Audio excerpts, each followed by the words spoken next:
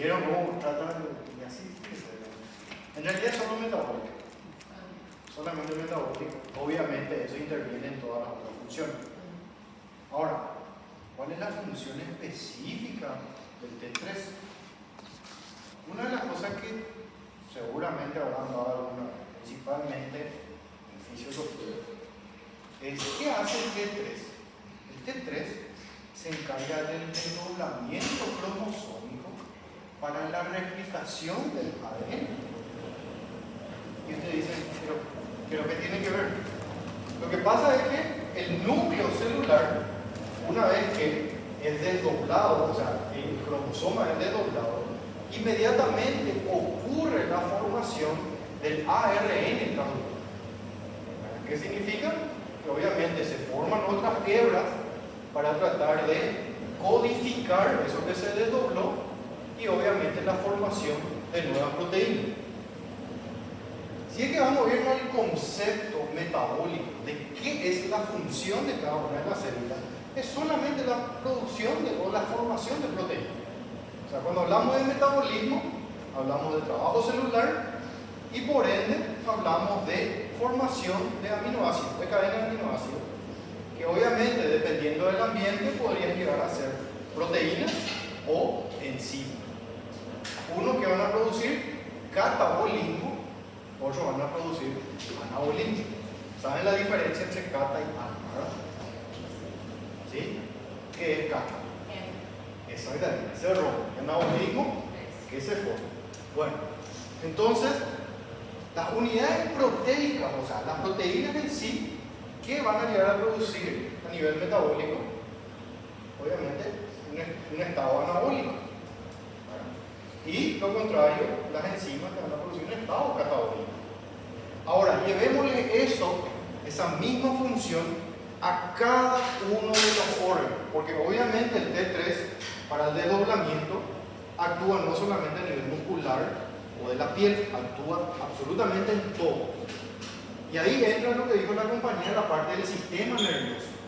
El sistema nervioso, obviamente, la función neuronal hace que se liberen neurotransmisores. ¿Qué son esos neurotransmisores? Son proteínas, son aminoácidos. Obviamente, ¿qué necesita? La traducción de ese cromosoma y obviamente la formación para la liberación a nivel del sistema nervioso. ¿Qué pasa si yo no tengo T3 a nivel neuronal? Entonces van a formar los neurotransmisores al menos en la velocidad que se requiere. ¿Y qué va a llegar a ocurrir con el paciente? Obviamente va a mostrar manifestaciones clínicas que tienen que ver con esa disfunción en esa formación de neurotransmisores, que obviamente lo que vemos por ejemplo en el hipotiroidismo es que el paciente está un poquitito más agotado, con más sueño, más lento, ¿verdad? Tanto sea en pensamiento, en hablar, en entender. O sea, ¿vieron cómo básicamente ocurre una disfunción en lo que es el metabolismo celular en sí? Ahora, si es que hay una hiperfunción, obviamente un aumento del trabajo celular, ¿qué vamos a llegar a tener como consecuencia? Totalmente lo contrario. Mayor formación de esos neurotransmisores que obviamente a nivel del sistema nervioso me va a llegar a presentar el paciente con una hiperactividad, irritabilidad, falta de sueño y cosas así. Ahora, llevémosle eso absolutamente a otro órgano. ¿Qué va a ocurrir a nivel cardíaco? Si tenemos una hiperfunción tiroidea, vamos a llegar a tener taquicardia. Si es que tenemos una hipofunción, que vamos a tener bradicardia. Llevémosle al aparato gastrointestinal. ¿Qué va a pasar si tenemos una hiperfunción tiroidea? Uno, mayor peristaltismo. El paciente va a llegar a presentar diarrea. ¿Sí? La pérdida de peso viene por otra causa. Ahora, si tiene un hipotiroidismo, ¿qué va a llegar a ocurrir? Estreñimiento, ¿verdad? una disfunción de lo que es la absorción inclusive. Ahora, la pérdida de peso, un dato bastante importante. ¿Por qué el paciente con hipertiroidismo va a tener pérdida de peso? El gasto de energía. Acuérdense que el gasto de energía es superada por la cantidad de alimentos que el paciente consume. Entonces, ¿qué llega a ocurrir? Obviamente, primeramente el paciente pierde su energía de reserva, que es el tejido adiposo, y luego va consumiendo ya otros componentes que son un poquitito más importantes, como por ejemplo las proteínas. Y el paciente que tenía masa muscular va a empezar a perder masa muscular, obviamente por un mecanismo de, ¿cómo se llama?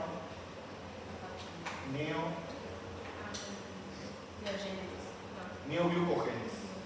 O sea, una nueva formación de glucosa a partir de un componente que no es carbohidrato. ¿Sí? Bueno, y a partir de ahí, obviamente, tenemos que llegar a intentar, o sea, saber cuál es la función del T3 para que yo pueda llegar a interpretar qué es lo que va a llegar a producir en mi paciente.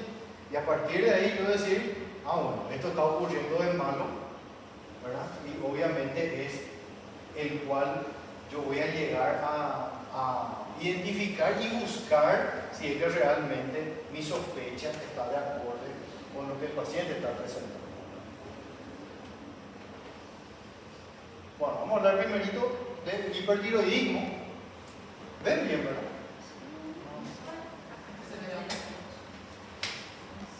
Mejor. Bueno, hay dos conceptos y algo que siempre le voy a hinchar son con los conceptos, porque en este caso, por ejemplo, no es lo mismo decir hipertiroidismo que tirotoxicosis, ¿verdad? Que aparentemente es lo normal. O sea, yo cuando le hablo a ustedes hipertiroidismo, ¿qué es lo primero que van a pensar? Obviamente lo que le va a llegar a la cabeza va a ser una disfunción de la glándula y mi paciente tiene que presentar pérdida de peso y bla bla bla bla bla.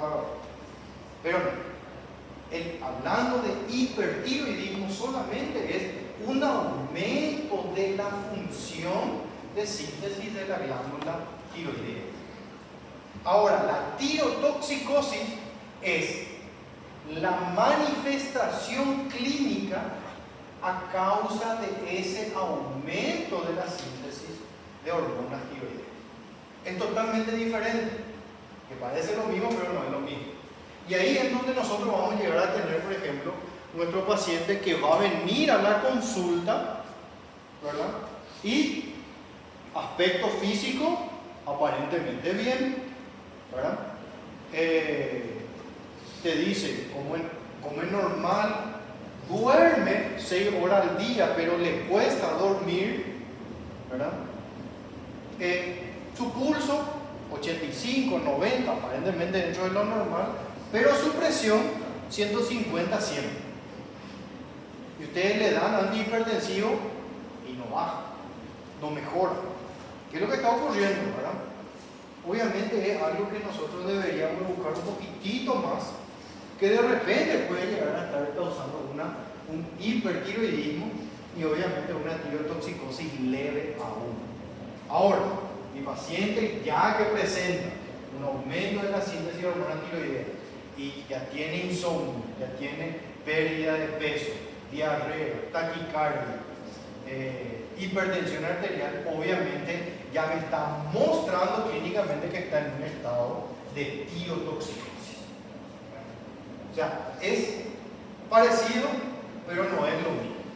Y son conceptos que tenemos que saber al momento de identificar un cuadro clínico, especialmente ustedes que van a llegar a pasar por el internado, que obviamente al momento de referir este tipo de pacientes van a tener que referirlo de esta forma, ¿verdad? Solamente el aumento de las hormonas. Tirotoxicosis ya es el aumento de las hormonas con manifestaciones clínicas. Bueno, y vamos a hablar de unos cuantos entes, ¿verdad?, que tienen que ver justamente con el aumento de la síntesis de la hormona. ¿Verdad? Tenemos el hipertiroidismo dependiente de TSH y sustancias similares.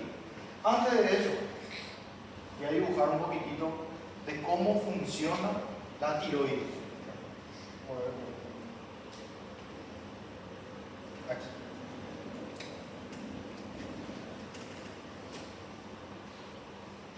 Bueno, todos sabemos dónde está la tiroides, no hace falta decir dónde está.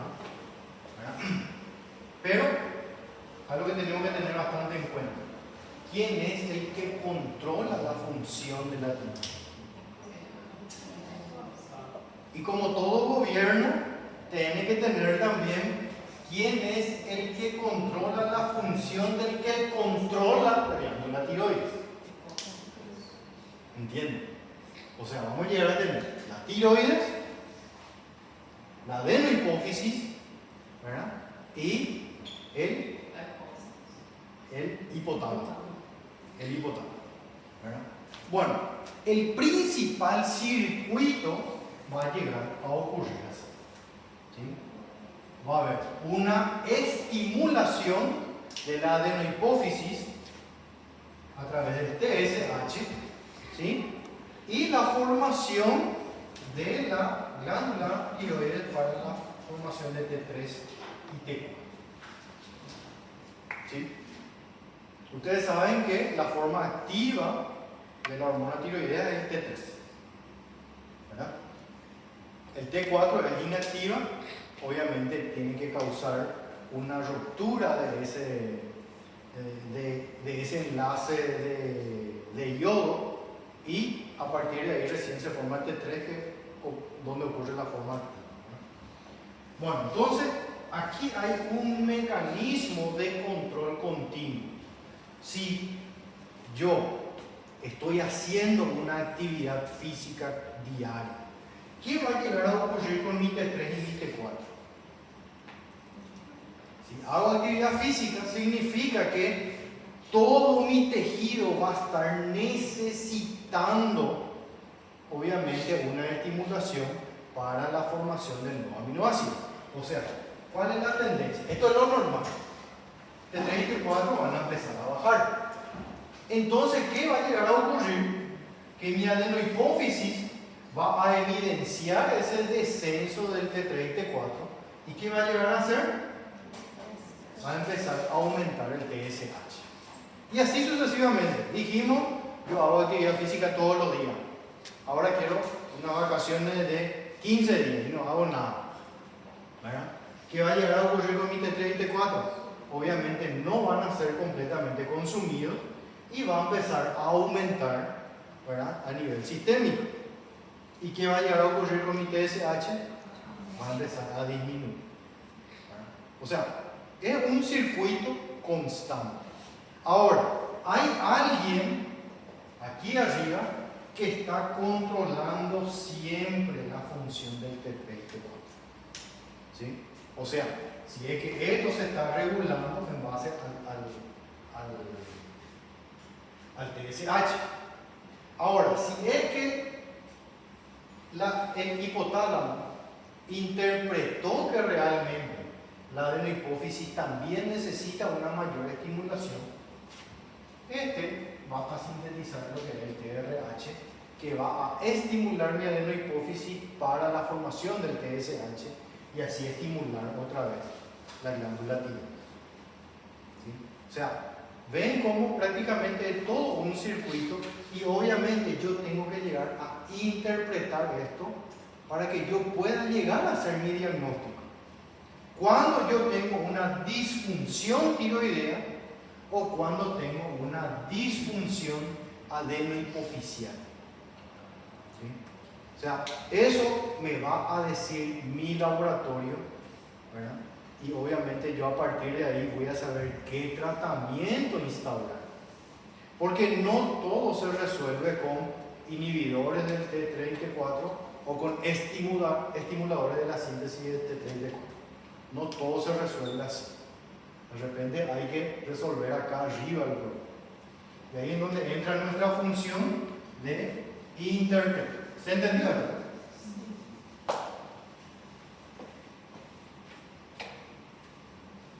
Ahí va. Hipertiroidismo dependiente de TSH y sustancias similares. ¿Qué significa eso?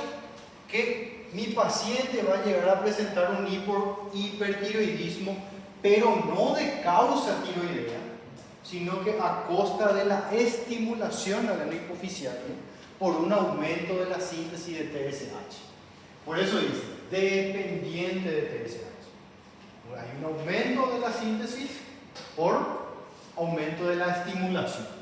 ¿Cuándo encontramos eso? Adenoma hipoficiario productor de TSH, en la mola hidatiforme o en el coriocarcinoma de adenohipófisis. ¿Sí? ¿Cómo ven? ¿Dónde se ubica esta patología? ¿En la tiroides? ¿Dónde? A nivel adenohipoficiario o a nivel del cráneo. O sea, por más que yo le dé un inhibidor, ¿qué va a llegar a ocurrir? Igual va a haber una hiperfunción. O sea que mi tratamiento va a ser totalmente diferente. ¿Sí?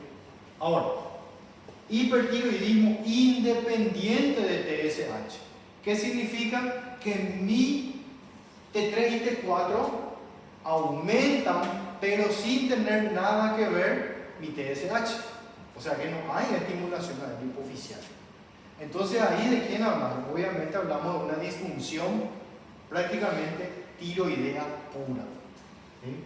Y este puede ser, uno, por destrucción tiroidea, en la tiroiditis silente, la tiroiditis subaguda y posadministración de yodo radioactivo. Como ven,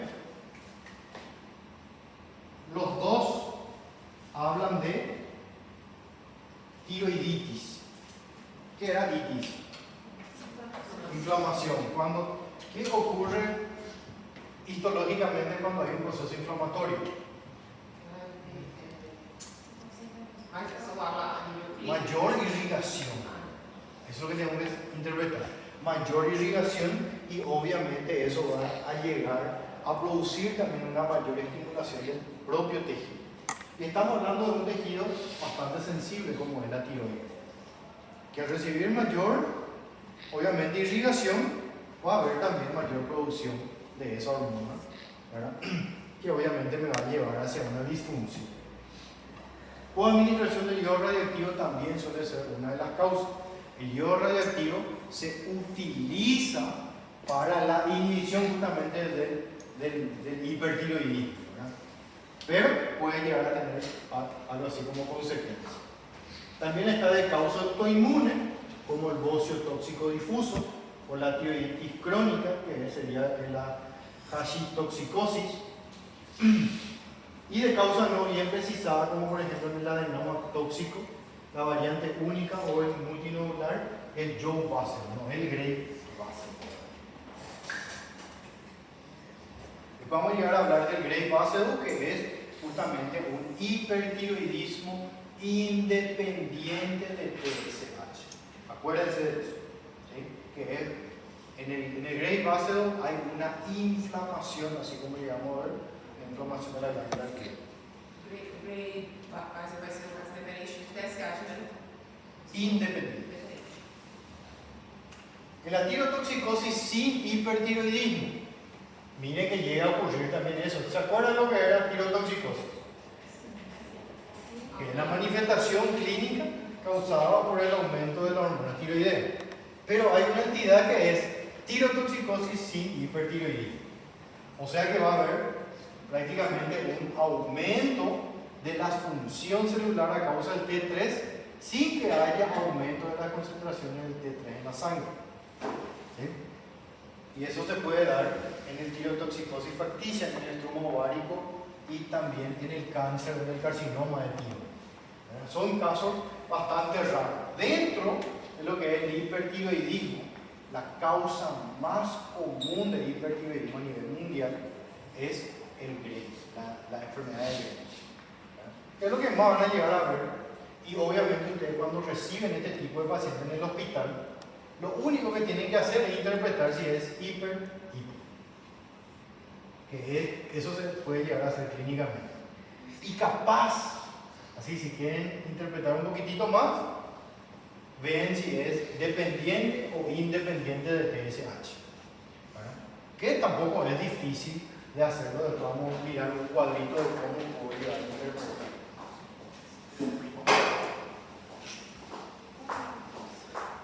Bueno, la enfermedad de Graves, vamos a llegar a tener cierto tipo de manifestaciones, que obviamente esas manifestaciones deberíamos de interpretar de acuerdo a la hiperfunción hormonal.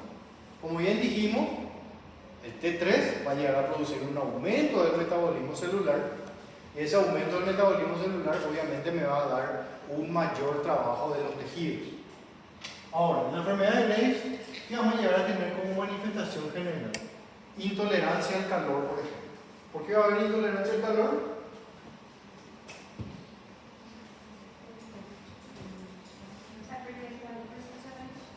Claro, hay un aumento metabólico, o sea, del trabajo metabólico, que obviamente ya me va a generar calor.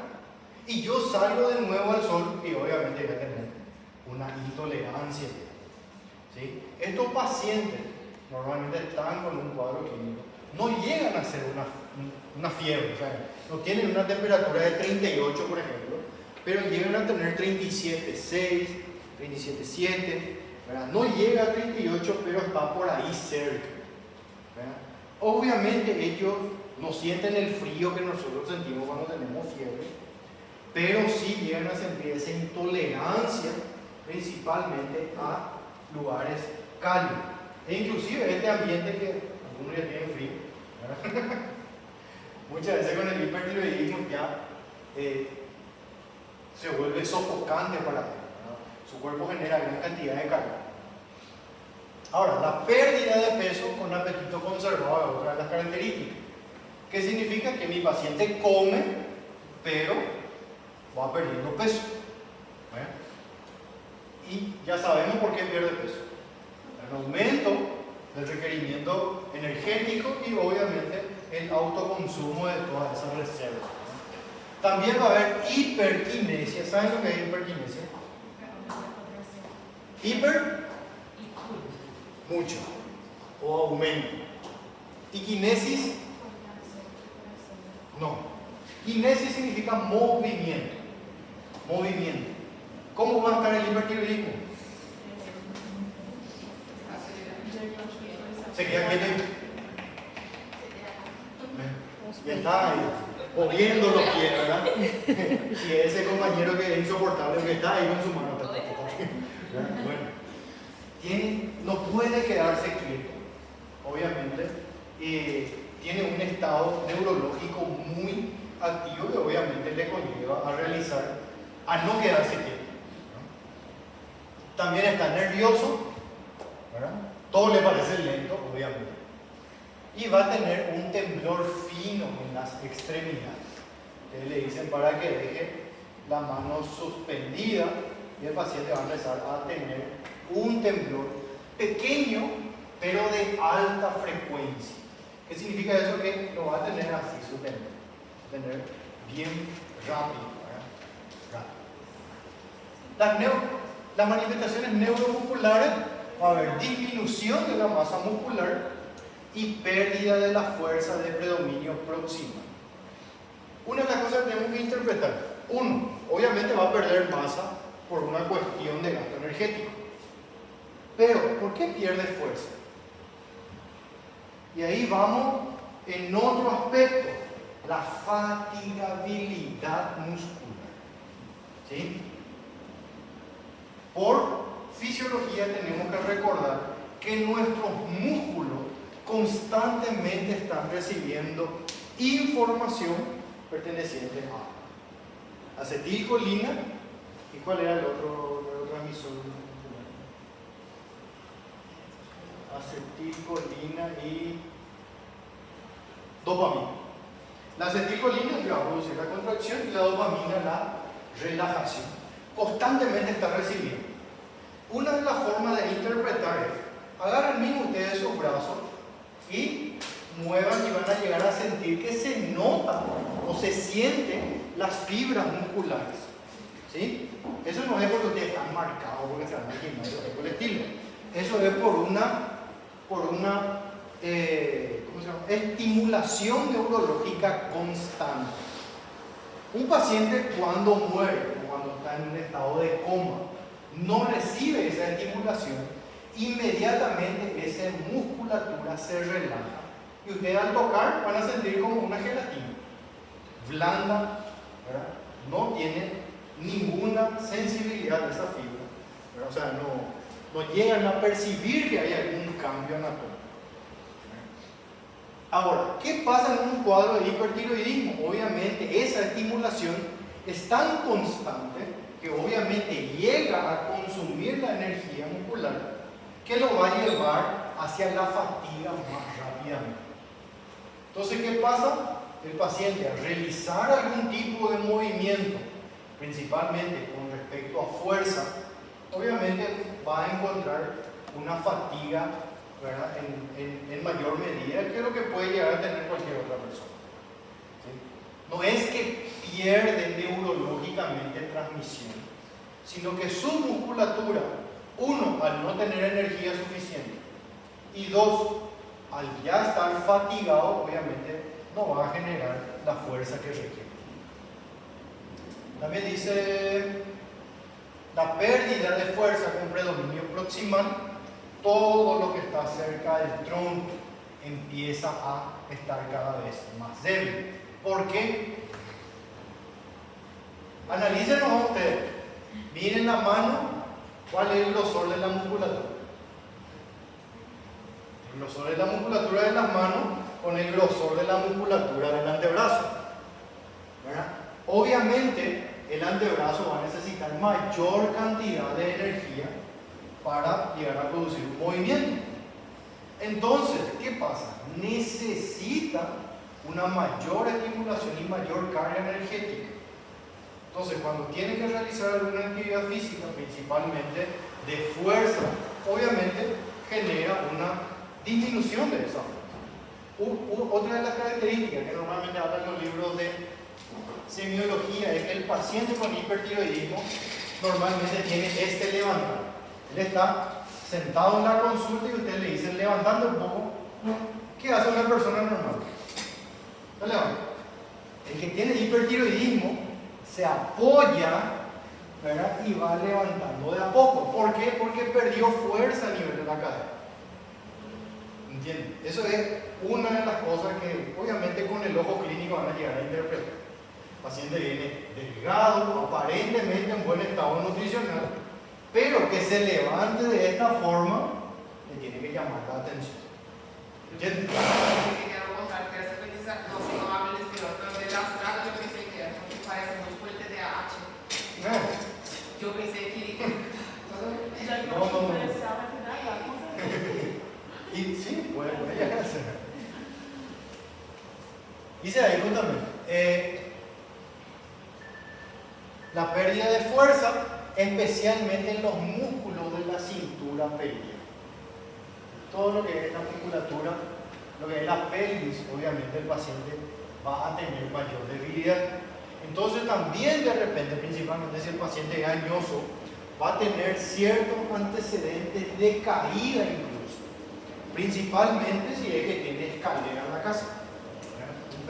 Un pequeño escalón, obviamente necesita gran fuerza a nivel de la cadera y el paciente puede llegar a caer. A nivel ocular, esto está mal, no hay retracción. Sí es. Lo que no hay es exostalo. Siempre escuchamos el exostalo, ¿verdad? En realidad el ojo no sale. La única forma que salga el ojo es recibiendo un golpe y que el ojo salga afuera. ¿Qué es lo que llega a ocurrir en el paciente con tiroides? Hay retracción de los párpados. O sea que el párpado, tanto superior como inferior, van más hacia atrás de lo normal y eso da un aspecto de que el ojo salga afuera. ¿Sí? ¿Por qué se da eso? Obviamente por la contracción que hay. Hay bastante contracción que hace que el párpado vaya hacia allá. Eso es reversible. La mayoría de las veces es reversible. Pero si es que es ya añoso, no se trató, obviamente ya se vuelve irreversible esa retracción. Tengo un tema porque aprendemos entonces que no podemos hablar de los oftalmía, porque aprendemos que serían unas características la piel, que es oftalmía, Sí, no, y es que hasta hace 15, 20 años atrás se decía que había exoftalmia. ¿Y no lo podemos hablar de eso? No, o sea, en realidad no hay. Van a encontrar algunos textos que hablan aún. Pero si quieren saber la verdad, no hay exoftalmia. Hay retracción del párpado. ¿Sí? A nivel cardiovascular va a haber palpitaciones. ¿Por qué hay palpitaciones?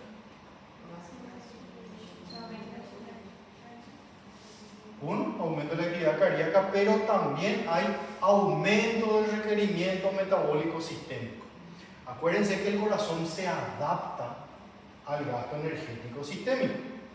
Ustedes están sentados, su pulso va a ser de 75, pero si llegan a subir la escalera a 2 pisos, su pulso va a llegar a 100, 110.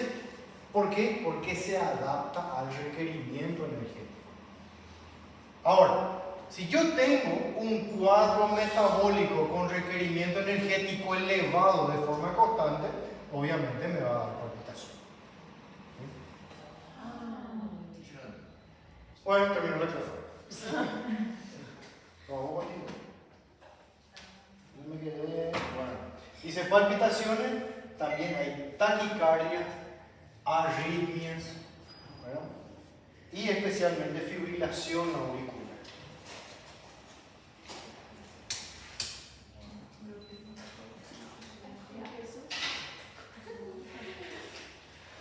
También que puede llegar a haber, aparte de la taquicardia, aparte de la palpitación, de las arritmias, hay hipertensión arterial.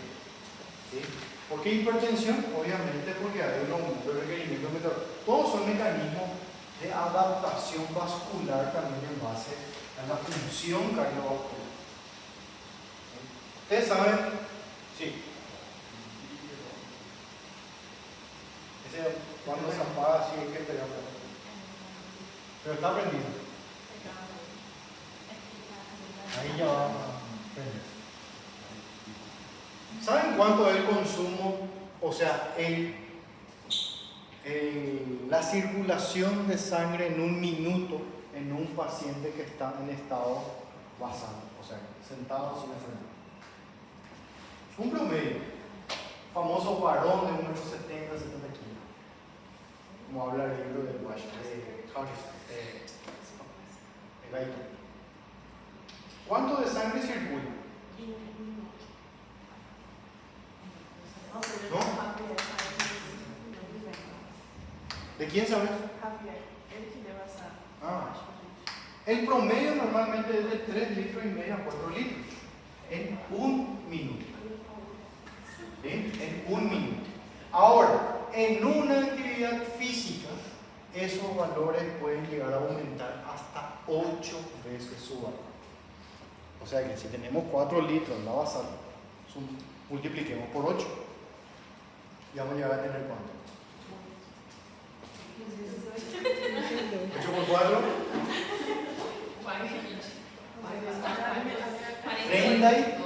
32 litros en un minuto. O sea, imagínense toda la adaptación vascular que tiene que llegar a haber.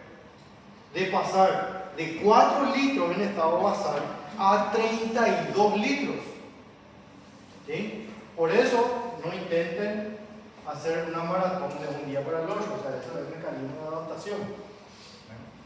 Pero imagínense todo el cambio estructural vascular que va a llegar a haber, para que obviamente se llegue a cumplir con el requerimiento. ¿Verdad? ¿Qué pasó?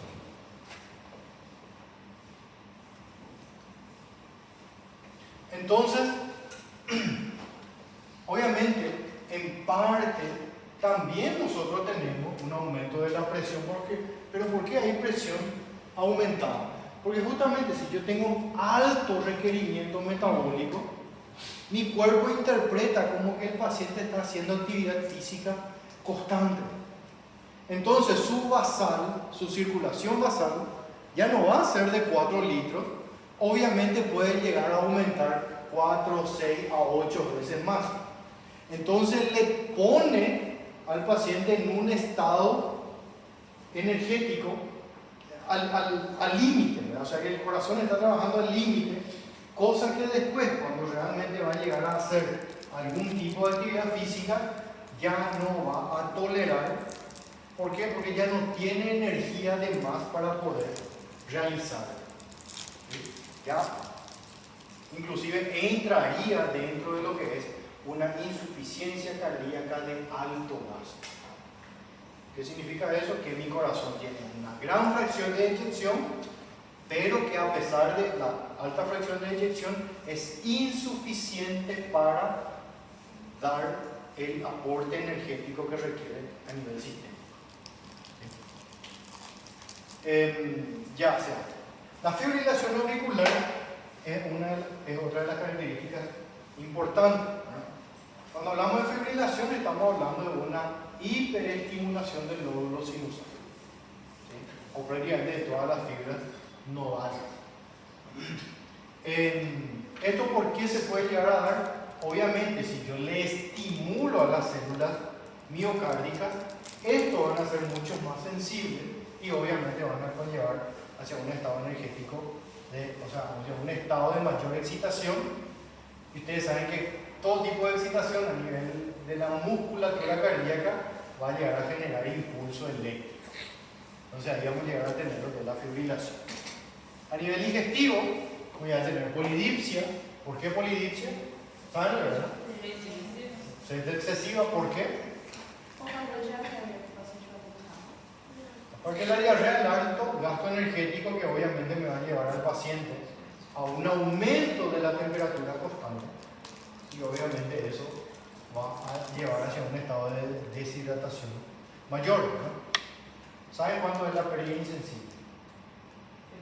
Pérdida insensible por la piel. Nosotros perdemos agua, uno por la orina, otro por la materia fecal, ¿sí? También perdemos por la transpiración y perdemos por la respiración. ¿Saben cómo se llama la pérdida de agua a través de los pulmones?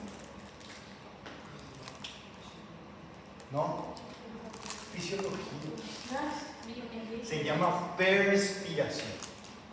Perspiración es justamente que las moléculas de agua que se evaporan con cada exhalación, que obviamente entraría dentro de lo que es la pérdida insensible.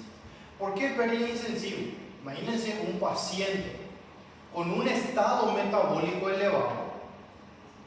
¿Qué va a tener? En primer lugar, aumento de la temperatura, mayor agua que se va a evaporar. Otro, mayor metabolismo, va a haber mayor formación de CO2. Al haber mayor formación de CO2, estimulación neurológica para la taquipnea. El paciente va a tener una respiración más rápida. Y obviamente por cada exhalación se pierde molécula de agua a través de la perspiración. Entonces, ¿qué vamos a llegar a tener? Obviamente una gran pérdida de agua. Uno, a través de la piel, por el aumento de la temperatura, pero también por la respiración a causa del aumento de la frecuencia respiratoria, que normalmente no aparece aquí. ¿Por qué? Porque no es que llegue a ser un cuadro de Disney, o sea, no llega a 25, 26, normalmente está en el límite, entre 22, 23 frecuencias respiratorias por minuto, y obviamente en una hora no hace mucho, ¿verdad? Pero en 24, 48, 72 horas obviamente que es ya un valor bastante importante. También va a llegar a tener hiperorexia, paciente con mucha cantidad de hambre, obviamente hay gran gasto de energía, va a querer comer más, polidefecación o inclusive diarrea. La diarrea en sí no es tan constante en estos pacientes. ¿Qué van a llegar a tener?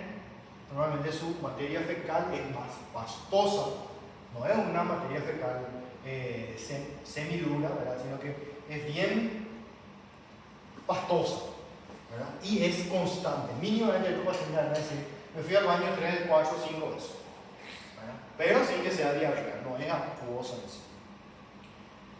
Y después la piel, el pelo va a estar fino, la piel suave, húmeda y caliente. Otra de las características del pelo fino, ¿verdad? El pelo crece tan rápido que no llega a tener justamente la suficiente materia que tenía. Colágeno, no era colágeno. Creo que son las escamas de queratina, ¿verdad? Que no se llegan a formar bien por el aumento tan rápido de la formación del pelo, ¿verdad? Y esos pelos obviamente se vuelven más finos y resquebradizos, o sea que fácilmente se salen, principalmente a nivel de la cabeza.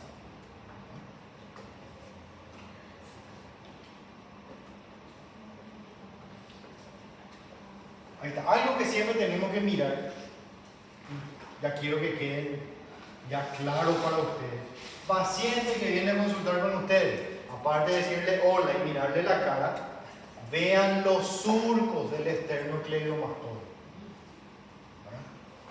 Igual si el paciente es obeso, se llega a notar, obviamente, el esternocleidomastoide. No es una cosa así como se nota en un delgado, ¿verdad? Pero igual se nota esa línea. Ahora, hay pacientes que tienen completamente borrado. Obviamente, ahí tienen que levantarse e ir a tocar un poquitito la tiroides para ver si es que no encuentran nada raro. Pero aprendan a ser observadores. Miren al paciente, obviamente cuando habla, pero también miren otros aspectos, como por ejemplo el cuello, los surcos del esternocleidomastoide, las manos, las uñas. Son cosas que no hace falta que le digan, mira, vamos a ver tu mano. No hace falta. Usted ahí, el paciente cuando está con su mano arriba de la mesa, usted ya puede llegar a ver. O no le van a decir, vamos a mirar tu cuello. Lucas saca más prominente. Sí, no, en realidad se borra. Ah, Miren cómo solamente se forma el surco externo, sin embargo, aquí, no sé si se llega a ver bien, hay como una pequeña prominencia debajo de la tráquea, que inclusive no es grande, parece más bien aplanada, cuando tiene que haber esta hendidura de yúgulo. ¿Entienden? Eso se tiene que hundir ahí. Sin embargo, está un poquitito hinchadito. Lo otro, el supuesto exoftalmo, que no es exoftalmo, sino que es la retracción del párpado superior principalmente e inferior, ¿no? El quémosis, que son esas líneas rojas inflamadas que hay alrededor de los párpados, y el edema palpebral, que es bien característico también, aparte de la rápida instalación de algún tipo de patología a nivel de la piel, como por ejemplo un tipo de dermatitis. Es bien común en estos pacientes que presentan, por ejemplo, una dermatitis. Ahora le voy a mostrar una foto de una paciente que llegó con Graves y que después del tratamiento cambió. O sea que puede mejorar, obviamente puede. Después del tratamiento puede llegar a mejorar. Y ahí miren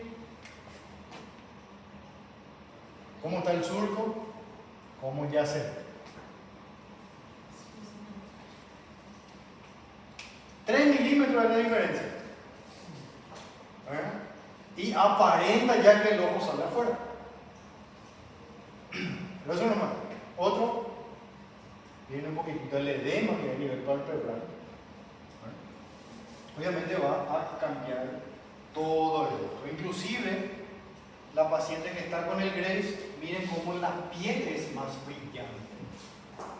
Y aparentemente se nota menos arrugas.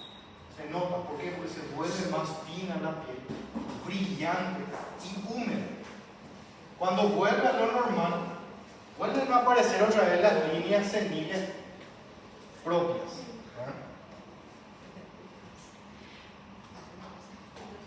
Una de sus complicaciones es el mixedema, ¿verdad? que ya sería ya por una disfunción a nivel del tejido adiposo. El mixedema es lo que conlleva a la retención hídrica a nivel del tejido celular subcutáneo. Pero también hay otro problema. A nivel,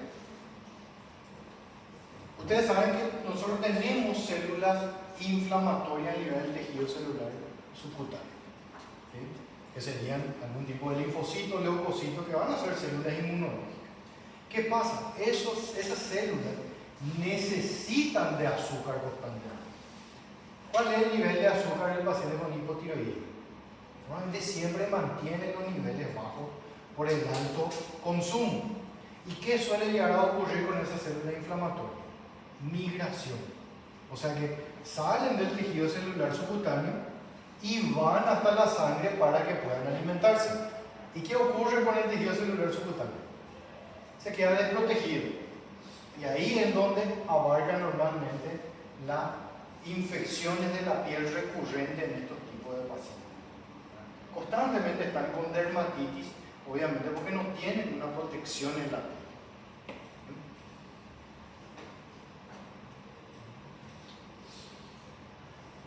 ¿Alguna consulta hasta aquí? ¿No? Bueno, dice, el 90% de los casos se puede sospechar por el examen clínico. ¿Qué necesita?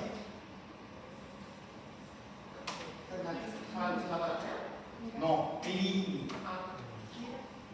Mirar, exactamente. Solamente necesitamos mirar. ¿Qué vamos a mirar?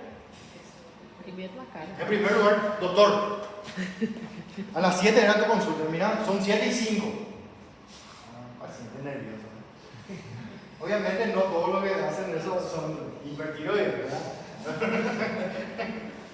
Pero normalmente tiene un estado de nerviosismo constante. Después ya le van a ver que no se queda quieto en el consultorio, ¿verdad? Que está intolerante, no puede dormir, su presión está alta, tiene taquicardia. Mira un poco, ¿verdad? Y ahí empiezan obviamente a evaluar cierto tipo de cuadro clínico que va de la mano con lo que es un hipertiroidismo. ¿Necesitamos o no necesitamos tanto estudio para hacer una sospecha clínica? No.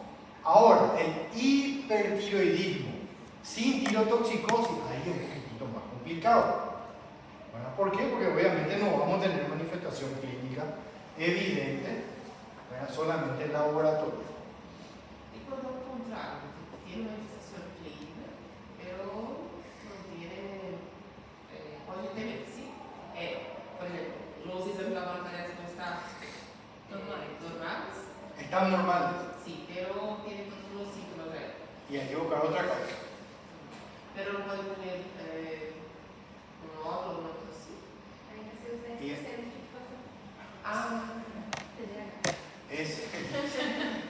sí. No, hay que tratar de buscar otra cosa. El laboratorio que te va a Hay conseguir. muchas posibilidades de tener una alteración en una tiroide, síntomas, pero solo un nódulo o una cosa así. Y mira, en la medicina y el amor no siempre es lo que ven, es lo que parece. Entonces, puede llegar a que sea que sí, como que no. O sea, no es una regla, no es una constancia. Entonces, de repente vos vas a tener un cuadro clínico y tu laboratorio va a ser totalmente diferente. O sea, tu laboratorio normal, tu cuadro clínico encaja completamente. Ahora, ¿qué vas a hacer en ese caso?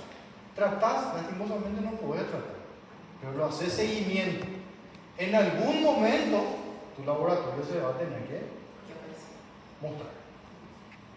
¿Entiendes?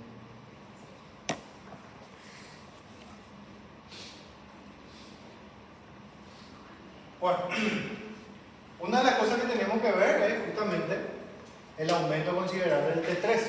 O sea, si hablamos de hipertiroidismo, estamos hablando de aumento de la síntesis de hormonas tiroides. ¿Sí? Ahora, ¿cómo yo voy a interpretar si es que es TSH dependiente o es TSH independiente? Uno que tengo que tener para un hipertiroidismo: T3, T4 elevado. Si es TSH independiente, ¿qué tiene que ocurrir? No tiene que haber estimulación adeno-hipoficiaria. Entonces, mi TSH va a estar bajo. Y si es hipertiroidismo TSH dependiente, ambos están elevados. Bien, no hace falta tampoco tanto gregre para...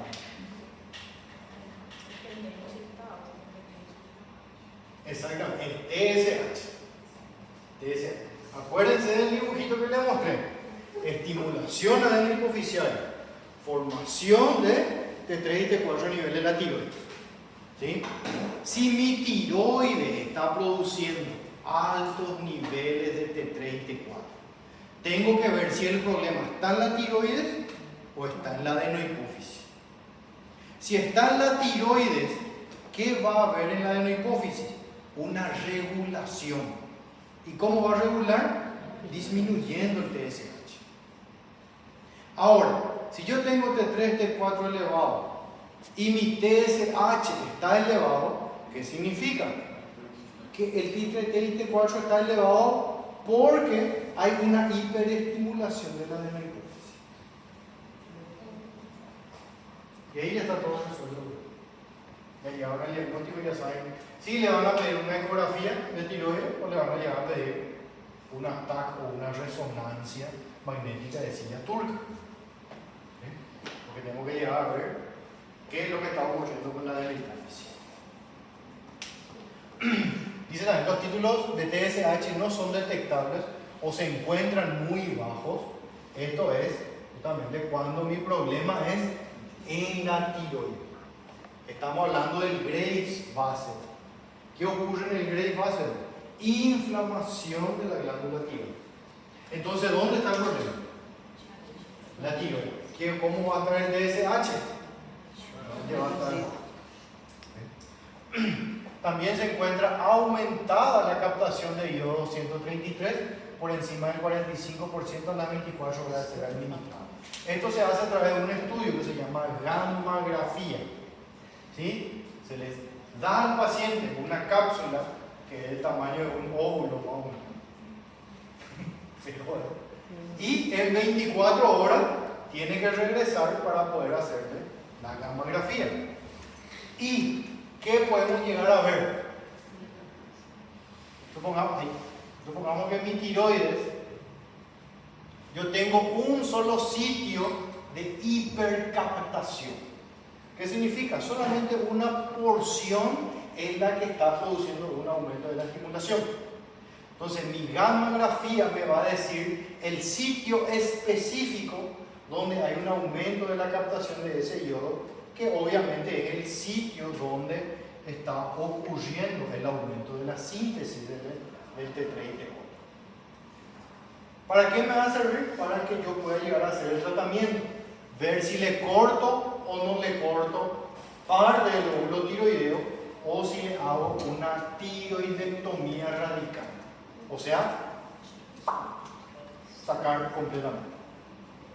¿Entienden? O sea, la gammagrafía en algún momento vamos a llegar a tener que hacer, principalmente si la sospecha no es inflamatoria. Ahora, con el ecodoppler yo puedo tener bastante información, porque en el ecodoppler yo con la ecografía, ¿verdad?, principalmente el doppler que es de circulación, yo ya puedo observar si es que hay o no hay un aumento de la circulación en alguna zona de la tiroides. Esa zona que más circulación tiene, obviamente, es porque está recibiendo, o sea, está produciendo mayor cantidad de trabajo, o sea, mayor formación de hormonas tiroides.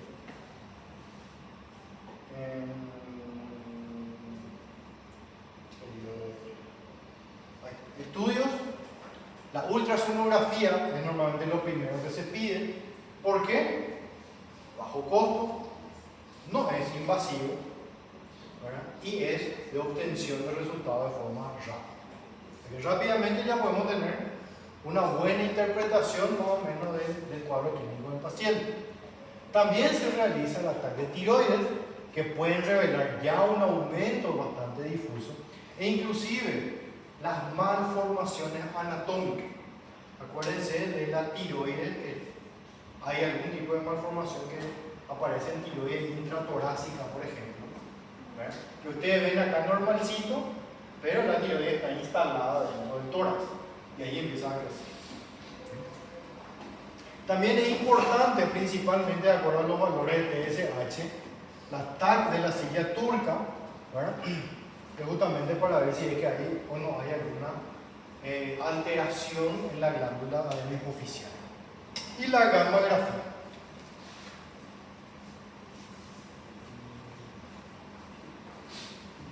Este es un ataque de silla turca, donde llegamos a ver justamente esto sería la adenohipófisis. ¿Sí? Y ahí es donde está el hueso que se llama. ¿Cómo era?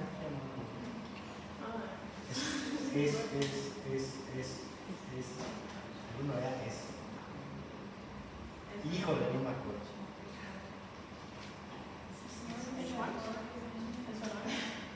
¿Por qué? Usted tiene que saber más. Hace 5 años dieron.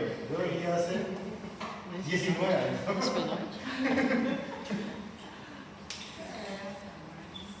No era, ¿No es fenóide? creo que sí. Es fenóide. ¿Dónde está la silla? O etimoide, o outro. ¿Cuál es estiloide? Etimoide ou esfenóide. Eu acho que é esfenóide. Sí, alguno. Bueno, la silla turca.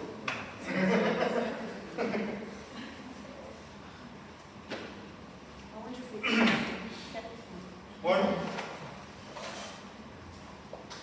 obviamente una de las cosas que vamos siempre a hablar son de los diagnósticos diferenciales. ¿Por qué? Imagínense así como hace un rato dijo la compañera.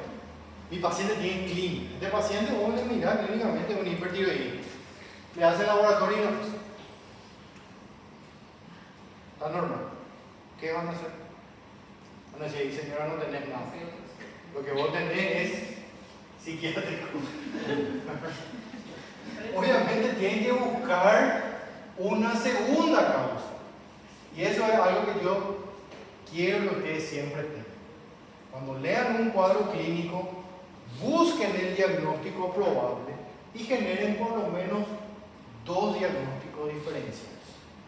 Porque si nos falla uno, por lo menos tienen otros 2 por el cual guiarse. ¿Sí?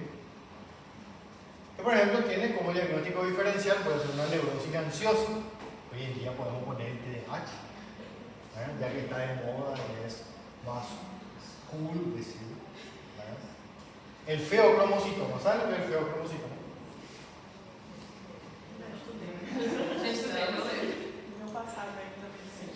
Es una célula de cromo muy fea. ¿Vieron? El feocromocitoma es un tumor suprarrenal que va a llegar a producir una hiperestimulación adrenérgica.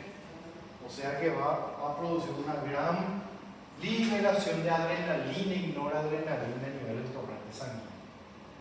Ya saben lo que tiene como consecuencia, ¿verdad? ¿Qué va a ocurrir?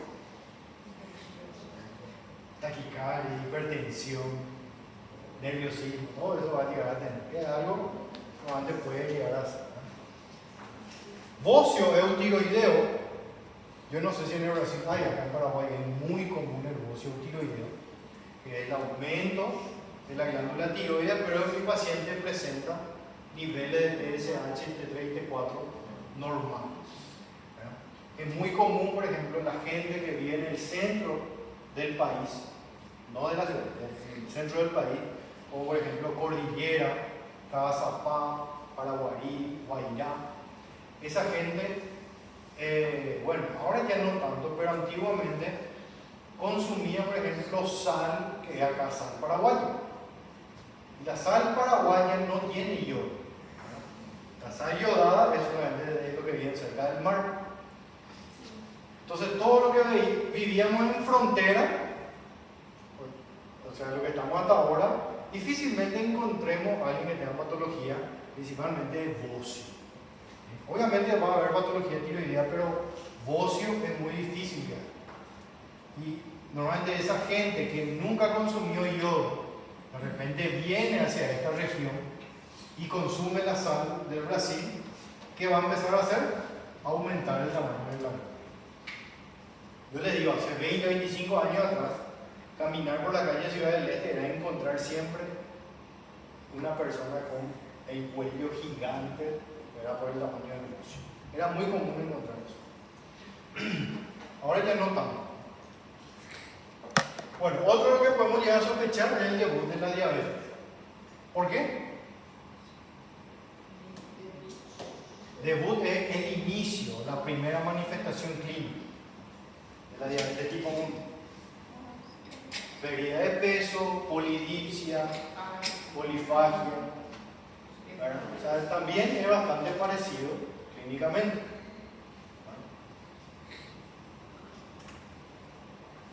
Bueno, las complicaciones clínicas, uno de los más temidos es la oftalmopatía maligna, así como bien les dije, hay la retracción del párpado, pero muchas veces no regresa donde tiene que regresar, ¿verdad?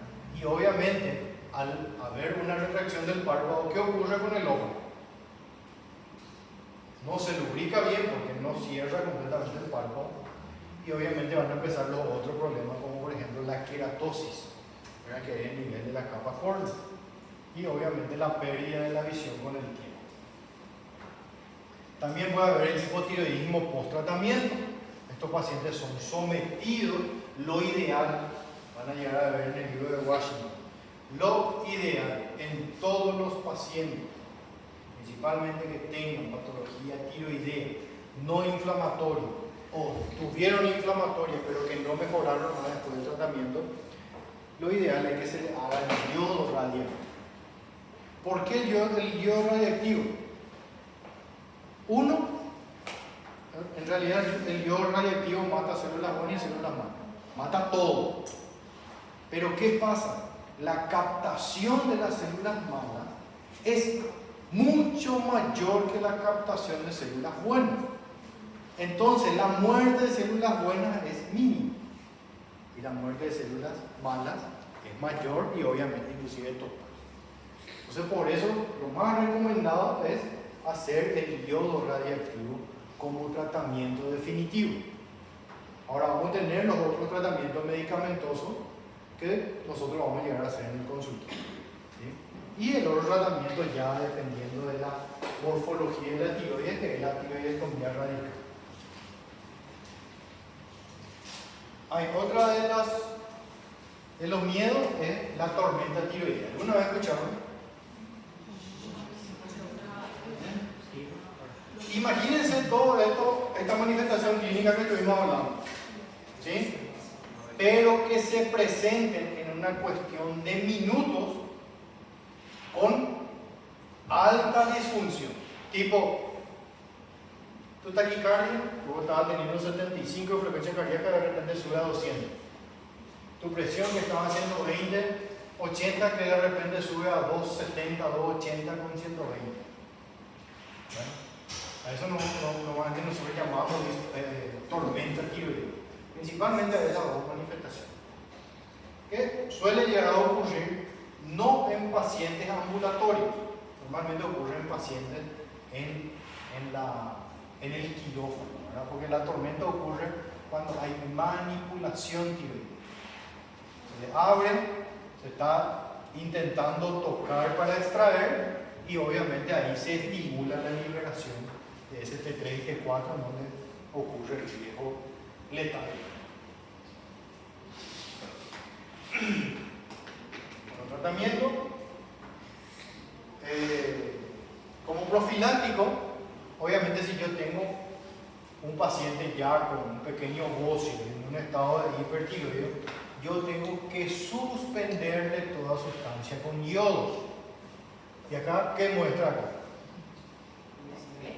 Infusión, un té, que ustedes llaman sha. ¿Verdad? ¿Por qué? La mayoría de las hojas tienen alto contenido de yodo. Por eso el té o el sha se vuelve amarillento. ¿Sí? Inclusive nosotros acá en el campo, pues yo trabajé en el campo un tiempo, no tenemos yodo para hacer limpieza de heridas. Hervimos agua con hoja de guayaba, que es el que más yodo tiene, y con eso hacíamos la limpieza de las heridas. Y nunca vino ningún infectado.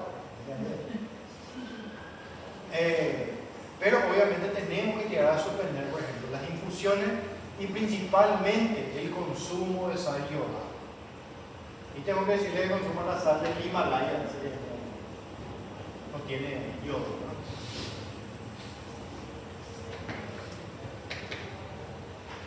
Bueno, como tratamiento curativo, obviamente vamos a tener las medidas transitorias, que son pastillitas, y las medidas definitivas, que ya sería el yodo radiactivo o la tiroidectomía radical. En medicamentoso tenemos los antitiroideos de síntesis, y prácticamente hablamos de dos. No sé si...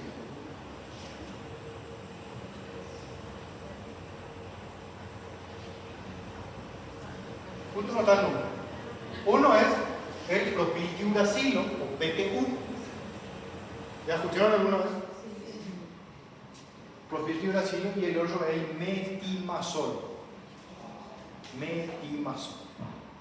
En el libro de Washington especifica súper bien la utilización, el valor con el cual se inicia, o sea, en gramos, ¿verdad? Para que obviamente podamos hacer una buena dosificación. Normalmente lo que más utilizamos es el metimazol porque tiene menos reacciones adversas. El problema del metimazol que es su vida media, es más prolongada. ¿Sí? Y ahí, cuando nosotros necesitamos una vida media más corta, usamos el propiltiuracilo, como por ejemplo usamos en embarazadas. En embarazadas nosotros necesitamos un antitiroideo de síntesis de vida media corta. ¿Por qué? Porque obviamente ese T3 que está produciendo la mamá también ayuda al bebé para su formación. Si yo le doy uno de acción prolongada, mi bebé no va a crecer. Entonces ahí es donde usamos un antitiroideo de acción corta.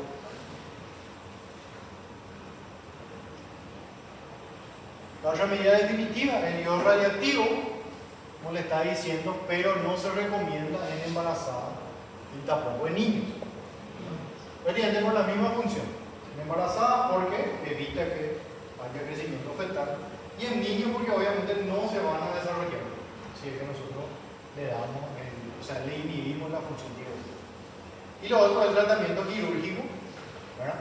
Que está indicado en el hipertiroidismo del niño, en pacientes con grandes bocios, cuando hay sospecha de malignidad, o en el caso que haya un fracaso con el tratamiento antitiroideo. ¿Qué tal hasta ahí? ¿Bien? ¿Qué le parece si descansamos un poco? Bueno, vamos a descansar.